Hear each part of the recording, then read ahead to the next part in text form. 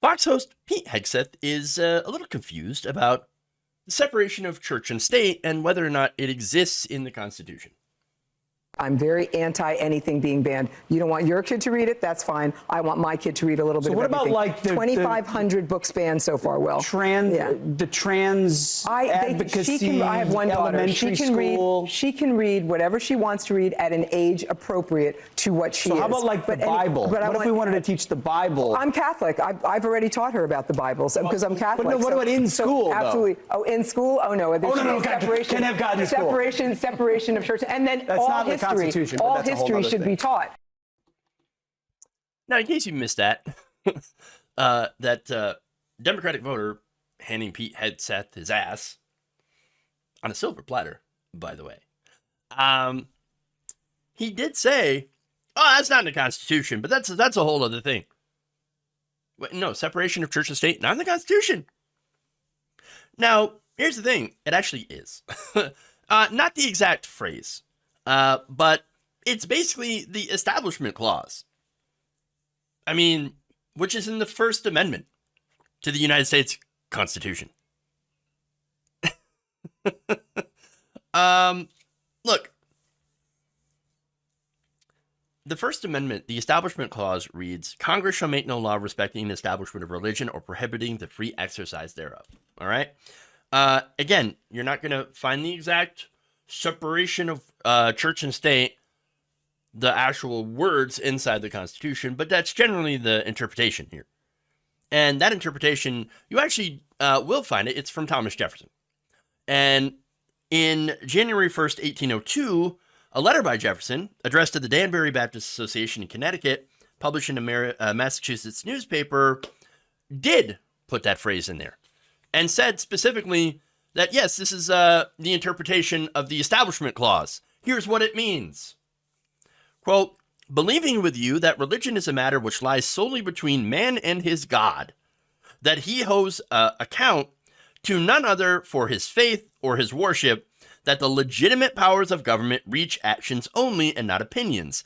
I contemplate with sovereign reverence that the act of the whole American people, which declared that their legislature should make no law respecting an establishment of religion or prohibiting the free exercise thereof, thus building a wall of separation between church and state. And there it is. So he's like, yeah, that whole First Amendment thing about the Establishment Clause, yes, that effectively builds a wall of separation between church and state. Boom. Boom. Now, by the way, it's also codified in Article 6 of the U.S. Constitution, which specifies that no religious test ever be required as a qualification to any office or public trust under the United States. That also effectively says, hey, there's a wall of separation between church and state, right? So here's the thing, and here's why I say that. If there were a specific state religion, say it was like evangelical Christianity, because, there's so many different flavors of Christianity that I'm afraid that if somehow there was no separation of church and state, you'd have different Christian sects fighting with each other. And not to mention, other religious sects fighting with each other as well in the minority or in the majorities, because we've seen this happen before in sectarian violence all over the world. And in Europe, this is why we have the separation of church and state. So we don't establish a religion and all fight for who's going to be the dominant religion. It's just ridiculous. Nothing tears people apart more than whatever, God they believe in. Or specific Messiah or whatever prophet. Doesn't matter. Anyway, now, if there was a specific state religion, well, then everyone who seeks office would generally be required to be a member of that religion, right? Well, again, that's traditionally what happened in Europe. Before that whole getting religion out of government thing. So, that's clearly not the case in our government. So we have built a wall of separation. So now, funny enough, this entire conversation happened in the context of education. And you saw some of that where this, Democratic voter She's like, well, I'm against book bans. Obviously, that's the whole point. Like, no, I don't believe in book bans. We shouldn't be banning books. We shouldn't be banning education. We should be very pro-education. And that's when he brings up, oh, well, what about the Bible? Well, the Bible shouldn't be taught in school because it's a religious book.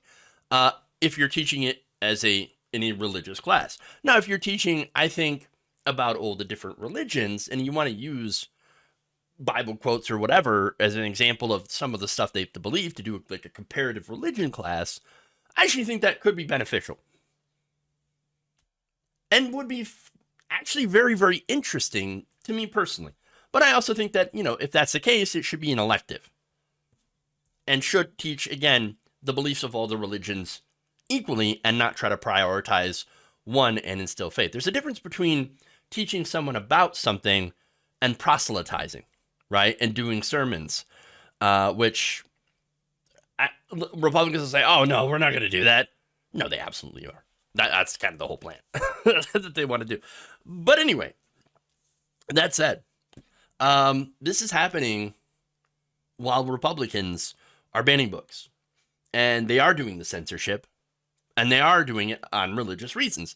That's why they hate gay people so much. LGBTQI plus people. That's why they, they're also banning things about, racism if it makes white parents feel bad. And all this also connects to white supremacy.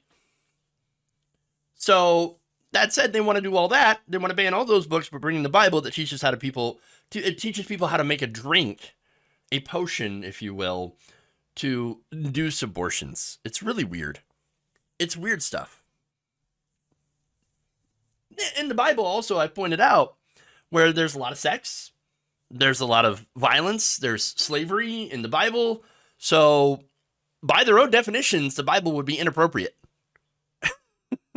Wouldn't be allowed in schools. But here's the thing about a lot of these people that push this stuff. They don't actually know what's in it. They don't actually really know what's in it. Not those parts, anyway. It's just like how they really don't know the Constitution. They know maybe one amendment, and you know which one it is.